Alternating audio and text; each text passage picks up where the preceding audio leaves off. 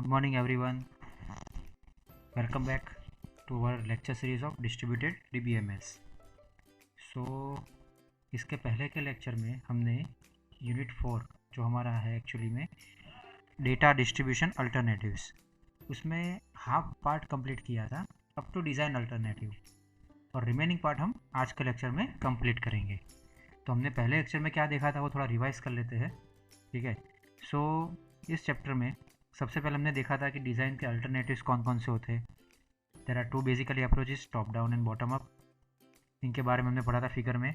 आप एक बार मेरा लेक्चर देख लेना तो थोड़ा ज़्यादा समझ में आ जाएगा। I am just revising the topics, that is top down, bottom up, ठीक है। फिर डेटा रेप्लिकेशन क्या होती है उसके बारे में पढ़ा था, उसके एडवांटेजेस, उसके डिसएडवांटेजेस, ठीक है। सो आज हम स्टार्ट करने वाले हैं fragmentation. So let's have a look fragmentation.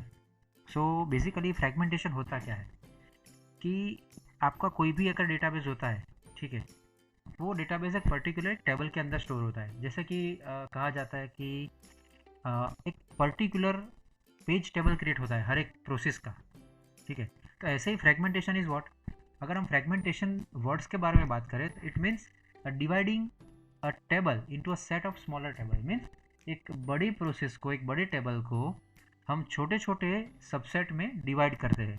That process और that subset of the particular main table is known as fragmentation.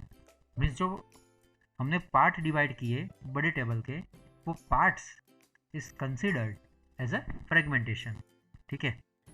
So in distributed DBMS fragmentation can be divide in 3 parts basically, ठीक है। तो first one is horizontal, second one is vertical and third one is hybrid, ठीक है। So hybrid means what, combination of horizontal and vertical, you can say whole table, ठीक है। सो देखते हम क्या है एग्जैक्टली में। तो देखते हैं आगे जरा प्रोसेस क्या है इसकी। Okay, there are 2 types basically, vertical, horizontal. हम ये दोनों को एक एग्जाम्पल के थ्रू आपको एक्सप्लेन करेंगे, ठीक है, क्या होता है वर्टिकल और क्या होता है horizontal. Just imagine there is one table which I have drawn here. मैंने यहाँ पे एक टेबल लिया है जिसमें 4 बेसिकली कॉलम ली है। First one is serial number, second one is name, third one is enrolment number and fourth one is mobile number, ठीक है। चारों कॉलम के अंदर मैंने 4 रो भी डिवाइड की है, 4 रो भी इंसर्ट की है। तो देखते हैं अभी सबसे पहले हॉरिजॉन्टल को।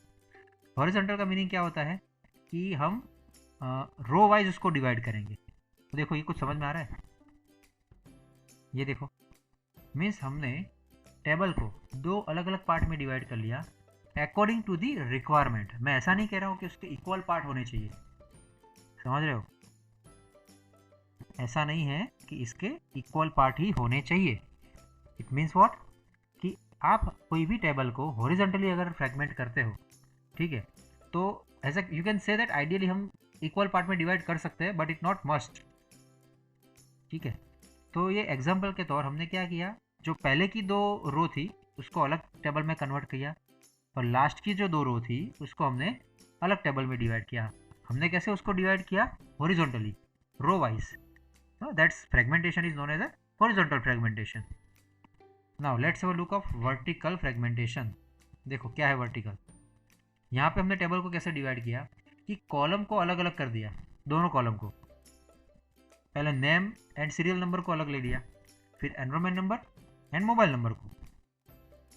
आपको यहाँ पे क्लियरली दिख रहा है कि ये वर्टिकल फ्रेगमेंटेशन। इट मीन्स अगर हॉरिजॉन्टल फ्रेगमेंटेशन है देन टेबल को कैसे डिवाइड करना है, in row, and in vertical fragmentation divide your table on the basis of column. So clear to all of you? Okay.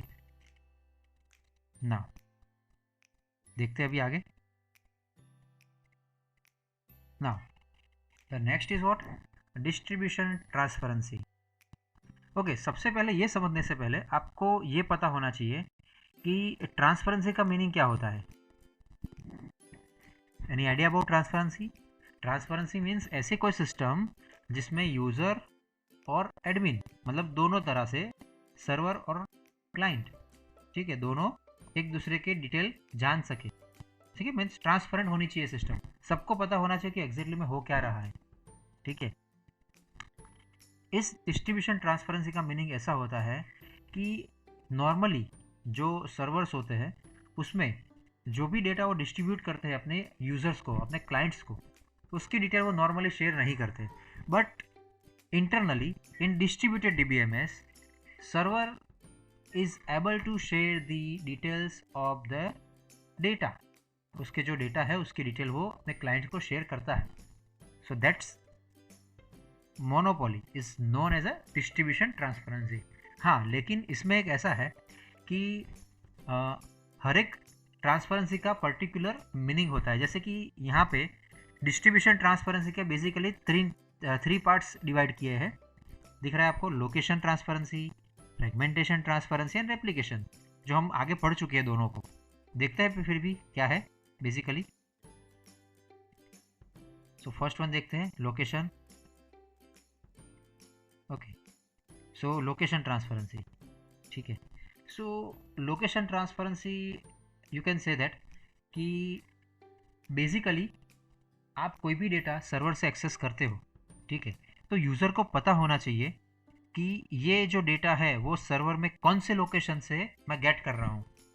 ठीक है, और you can say that the fact that table और its fragments are stored in a remote site in the distributed system should be completely oblivious to the user, means user को उसके बारे में पूरी detail जानकारी होनी चाहिए।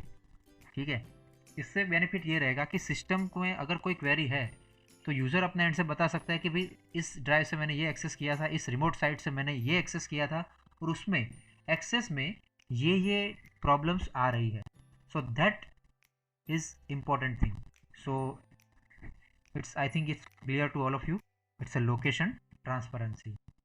Okay, now the second one is fragmentation transparency. देखते हैं क्या है फ्रेगमेंटेशन ट्रांसपेरेंसी।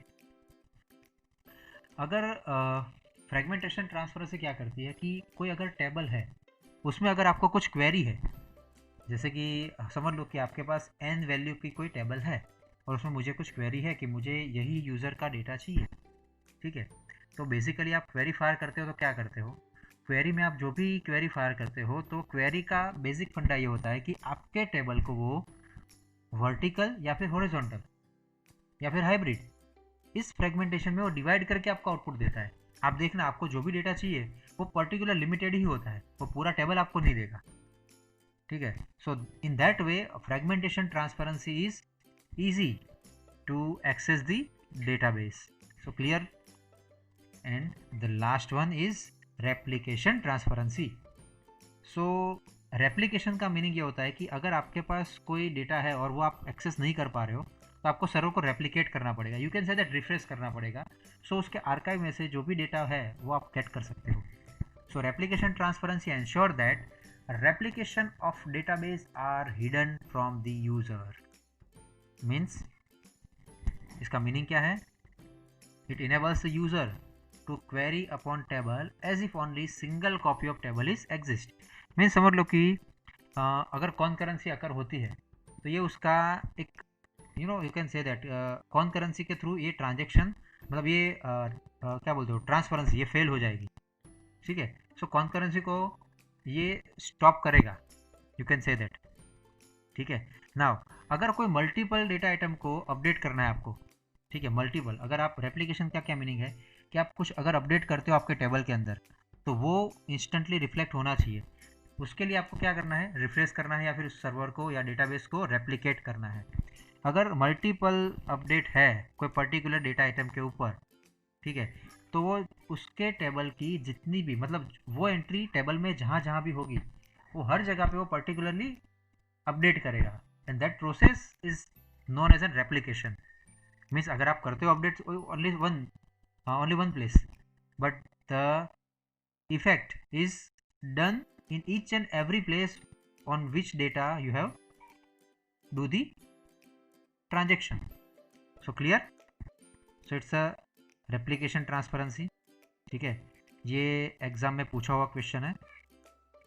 ठीक है, अभी आगे जाते हैं थोड़ा। ओके, दूसरा, ठीक है। तो अभी हाल फिलहाल में आपके ये 4th यूनिट कंप्लीट हो रहा है यहाँ से, और दूसरे वीडियो में हम आगे का चैप्टर स्टार्ट करेंगे। So thanks for watching this video. If you like my video then please share my video, subscribe my channel that I will mention over here, that is HP No Valley. So thanks once again.